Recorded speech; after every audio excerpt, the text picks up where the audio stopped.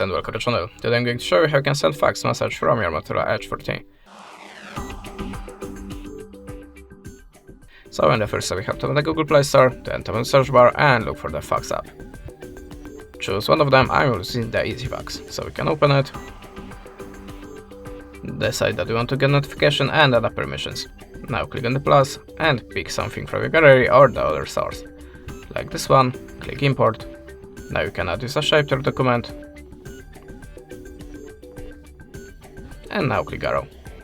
Then you can choose the filter for your photo to make it more visible for the receiver. You can add a signature text and graffiti in this place. If you're ready, click accept icon. Type the number in this place. You can give a small note here, choose the country from the list. And now to send it, just get your free credits or buy it and click on this button. And that's it. Thanks for watching. Leave us a subscribe, a comment, and goodbye.